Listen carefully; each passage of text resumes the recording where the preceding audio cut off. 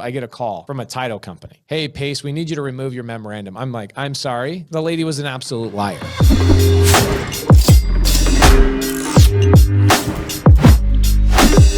Let's get to it. Caleb Christopher, one of my favorite people of all time. What up, Caleb? How you doing, brother?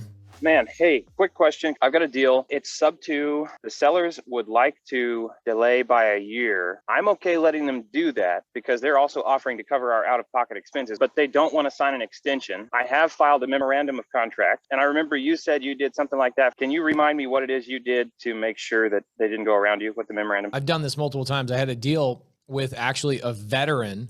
So I felt really, really bad in this situation. So I get the house under contract. I get a great deal on it. Husband and wife. Husband's a veteran. People use that to their advantage, as they should. They use that as their advantage to try and get me up on my price. Great negotiating tactic. I paid the number that they basically really needed, and this was a cash deal. A week later, 1 week later, they then call and go, you know what? We've really changed our mind. We really need to stay in the house, and we're not going to sell it all anymore. And this is not exactly pertinent to your question, but I'll tell you what I did. I go, no problem. No problem. That's not a problem at all. Here's what I'm going to do for you. If you guys are willing to sign a 5-year contract stating that if at any point you sell the house in the next 5 years to anybody but me, you have to sell it to me first, and then I can sell it to that person. If at the end of the day, you try and sell it. She's like, oh yeah, of course. She has no idea what a memorandum is. She doesn't know what any of this stuff is. She's like, we're not selling Pace. We're staying in the house. We just decided we're going to stay in the house. I go, no problem. 3 months later, Caleb, I get a call from a title company.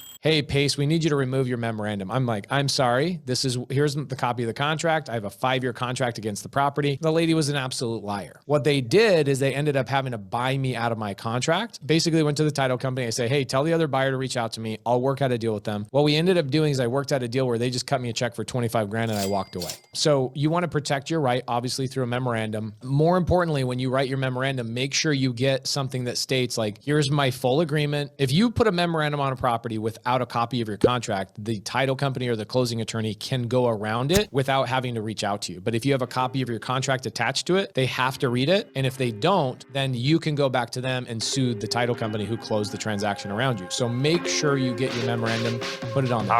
Thank you, brother. Appreciate you.